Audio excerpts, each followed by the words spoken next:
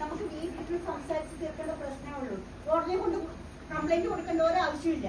ഈ പെണ്ണുങ്ങളൊക്കെ എങ്ങനെയാ ഒന്ന് വന്ന് രണ്ടാമത്തേന് വനിതാ കമ്മീഷനെ കൊണ്ട് പരാതി കൊടുക്കുക, അവിടുന്ന് ഒത്തുതീർക്കും. ഈ സ്ത്രീകൾക്ക് മാത്രമുള്ള പ്രശ്നങ്ങൾ, ഈ ആളുകളുടെ പ്രശ്നങ്ങൾ തീർക്കാൻ ആരുമില്ലേ? നിങ്ങൾ സംസാരിച്ചു കഴിഞ്ഞാ ഇന്ന് എന്റെ കാര്യം ഞാൻ സംസാരിക്കും. പിന്നെ എന്റെ കാര്യം ഞാൻ ആരോടെ പറയുന്നത്? എന്റെ കാര്യം പറയാത്തിട്ട് വേറെ വല്ലൊരു വരുമോ?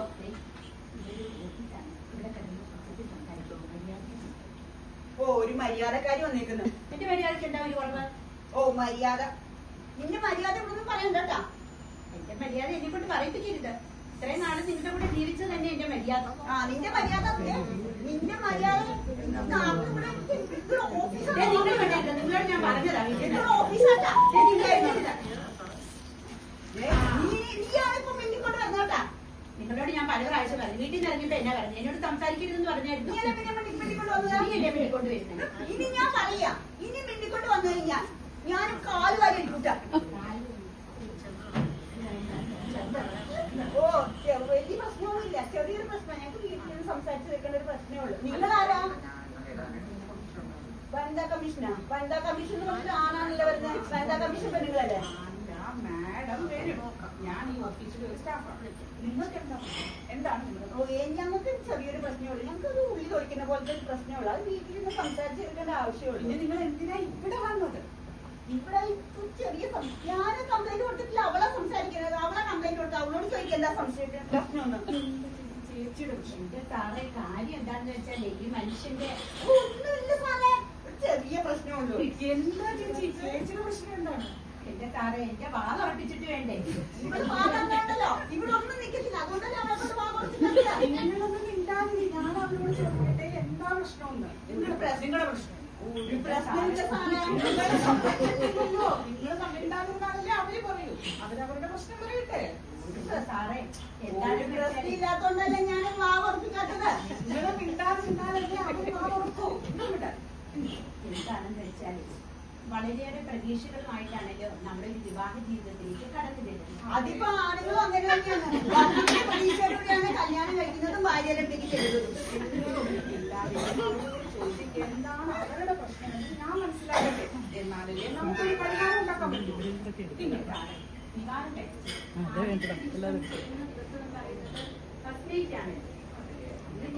ഫസ്റ്റ് അന്യ പുരുഷന്മാരോട്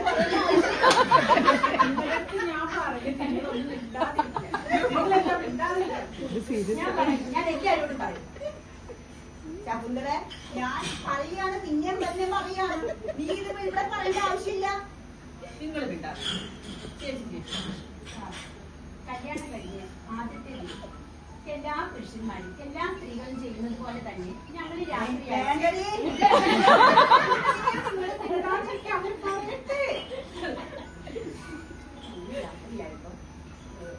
പാല് കഴിക്കാൻ ചെന്ന് ഈ ഫാസ്റ്റിന്റെ കാര്യമൊക്കെ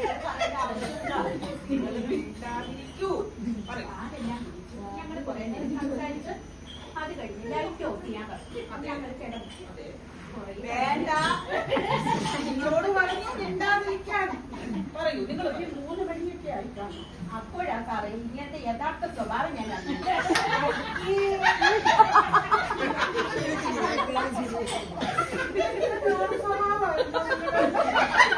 എന്താ വിചാരിച്ചത്? വളരെ ഇങ്ങനെയൊക്കെയാണോ നിങ്ങൾ സാർ എന്താ വിചാരിച്ചത്?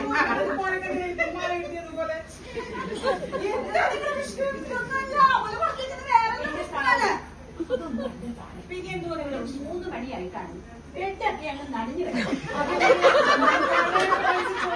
വീട്ടിലായിരുന്നോ നിങ്ങളുടെ ഫസ്റ്റ് നൈറ്റ്? എന്റെ സാറേ ഇതൊന്നും അല്ല. അതൊന്നും അല്ല സാറേ, ഇങ്ങനെ മൂത്രം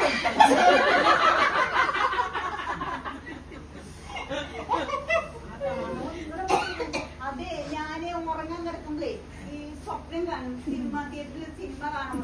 അപ്പൊ ഈ ഇടയ്ക്ക് ഇടവേള വരുമല്ലോ. അപ്പൊ ഇടവേളക്ക് നമ്മളൊക്കെ മൂത്രമൊഴിക്കാൻ പോകത്തില്ലേ? അപ്പൊ അങ്ങനെ മൂത്രമൊഴിക്കാൻ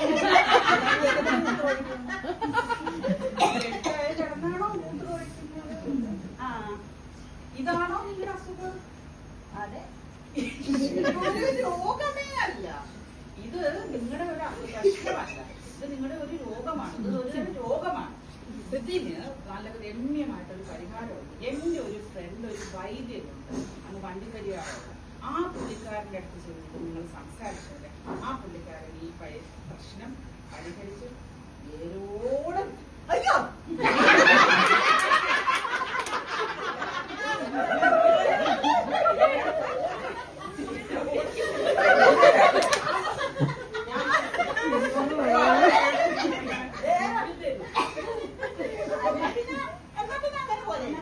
നമുക്ക് വണ്ടിപ്പിക്കാറ് പോയി. ഞാൻ ആ വൈദ്യരുടെ നമ്പർ നിങ്ങൾക്ക് തരാം. അപ്പൊ നിങ്ങൾ അവിടെ പോയി രമ്യമായിട്ട് ആ പരിഹാരം പരിഹരിച്ചു കഴിഞ്ഞാൽ നിങ്ങളുടെ പ്രശ്നമെല്ലാം തീരുമല്ലോ.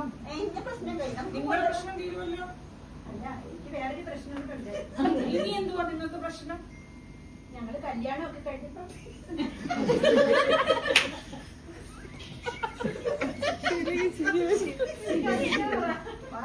ഹണിമൂണിന് പോകണമെന്ന് പറഞ്ഞിട്ട് ഞങ്ങള് അങ്ങ് ഡൽഹി പോകാൻ വേണ്ടി അങ്ങനെ ഞങ്ങള് രാജധാനി എക്സ്പ്രസിലാണ് ഹണിമൂണിന് പോയത്.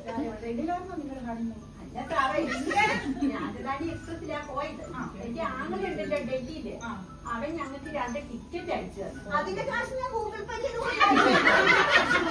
ഗൂഗിൾ പേ അല്ല ഞാൻ കൊടുക്കുമല്ലോ. നിങ്ങളുടെ ഗൂഗിൾ പേ ഒക്കെ അവിടെ നിൽക്കട്ടെ. ഇപ്പൊ നിങ്ങളെ എന്റെ സാറേ, ഞങ്ങള് രാത്രിയായപ്പോഴത്തേക്കും ഞങ്ങളുടെ കൂടെ ഒരു മലർവാടിയും കൂടെ ഉണ്ടായിരുന്നു. മാർവാടി മാർവാടി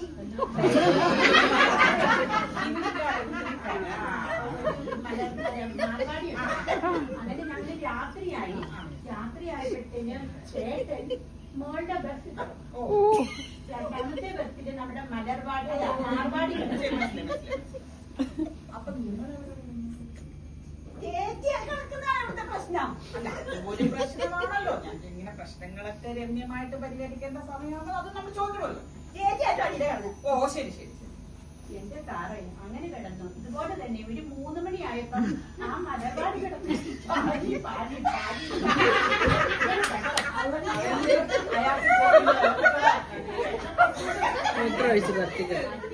സംഭവം പോലെ തന്നെ രാത്രി അതേ സിനിമ തിയേറ്റർ ഇടവേള അമ്മക്കാരും കൂടി പോയി. ബർത്തിലാണോ മൂത്രം ഒഴിക്കുന്നത്? അതങ്ങനെ പറ്റിപ്പോയി സാറേ. അതങ്ങനെ എന്റെ മനസ്സിനൊരു പ്രശ്നമായി.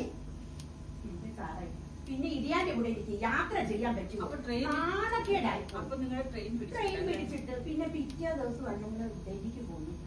നിങ്ങളൊരു കാര്യം ചെയ്യും, നിങ്ങള് വണ്ടിപ്പെരിയാറ് പോയി ആ വൈദ്യനെ കണ്ട് നിങ്ങൾ മരുന്ന് വാങ്ങിച്ച് കഴിക്കുക. അപ്പോഴും നിങ്ങളുടെ പ്രശ്നം തീരും. ഇത്രയും ചെറിയ നിസ്സാരമായ പ്രശ്നത്തിനാണോ നിങ്ങൾ വീട് വിട്ട് ഇറങ്ങി പോകണം, ഡൈവേഴ്സ് വേണോ എന്നൊക്കെ പറഞ്ഞ് ഇങ്ങനെ വന്ന് നിൽക്കുന്നത്?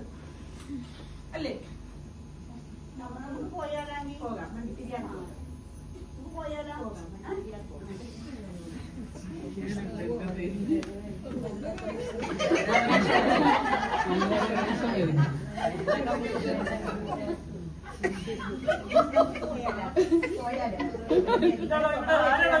എങ്ങനെ അറിയാം?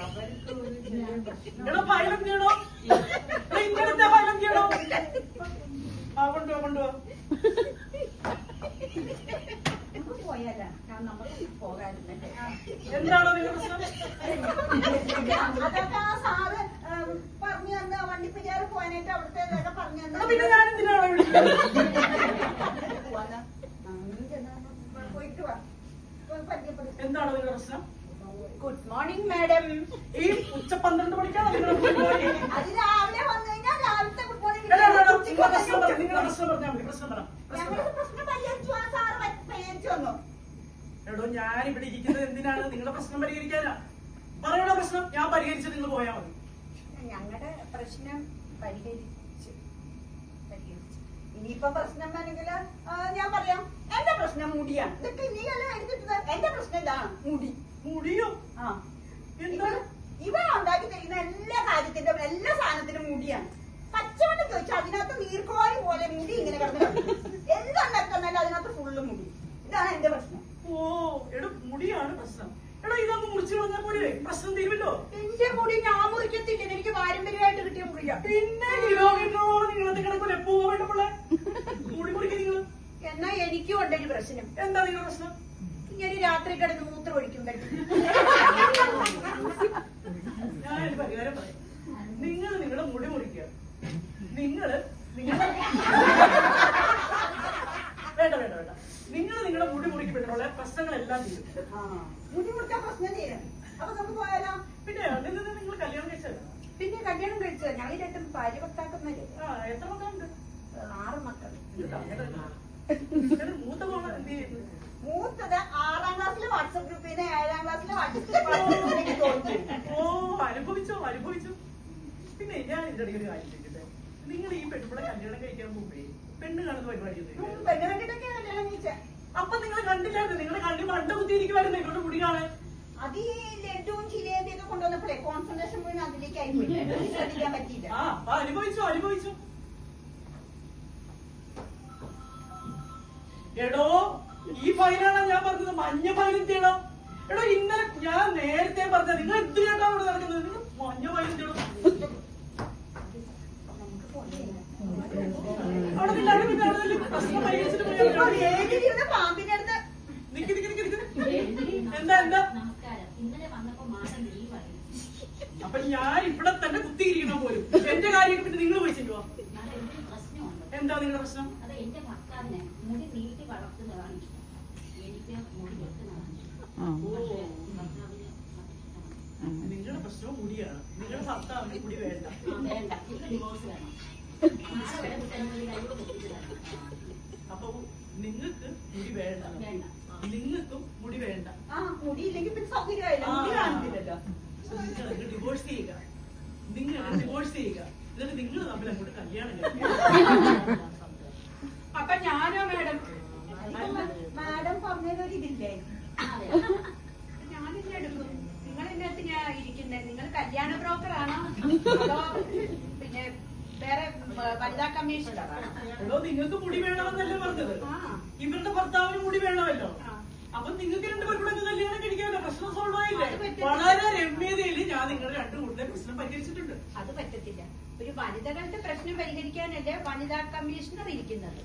അപ്പൊ ഞങ്ങളെ പോലുള്ളവർ ഒരു പ്രശ്നമായിട്ട് വരുമ്പോ ഇതാണ് പരിഹാരം കണ്ടുവരുന്നത്. എടോ, ഇത് നല്ല ഒത്തുതീർപ്പിൽ എത്തിയിരിക്കുകയാണ്. മുടി ഉള്ളവര് തമ്മിൽ ഒരുമിക്കുന്നു, മുടി ഇല്ലാത്തവര് തമ്മിൽ ഒരുമിക്കുന്നു.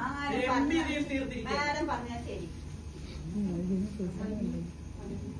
എടോ, ഇതിപ്പോ എവിടെ നിന്ന് കിട്ടിയടോ? ഇന്നലെ തന്റെ കണ്ണിൽ പനിയായിരുന്നോടോ? ഇതിപ്പോ എവിടെ നിന്ന് കിട്ടിയിരിക്കും? ഞാനൊരു കാര്യം പറഞ്ഞു.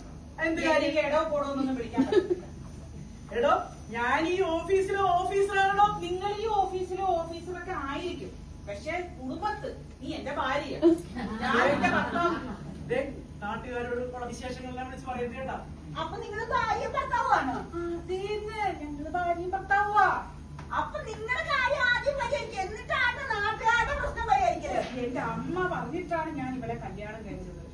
എന്റെ അമ്മ പറഞ്ഞു ഒരു ഉദ്യോഗസ്ഥയെ കല്യാണം കഴിക്കണം, ജോലിയുള്ള ഒരു സ്ത്രീയെ കല്യാണം കഴിക്കണം എന്ന് പറഞ്ഞതുകൊണ്ടാണ് ഞാൻ ഇവരെ കല്യാണം കഴിച്ചത്. 20 വർഷമായി ഞാൻ കിടന്ന് സഹിക്കുന്നത്. ഡൈവോഴ്സ് ചെയ്ത് ദൂരെ കളാ. അത് തരണ്ടേ? എന്ത് ഡൈവോഴ്സ്? എന്നാ പിന്നെ അനുഭവിച്ചോ.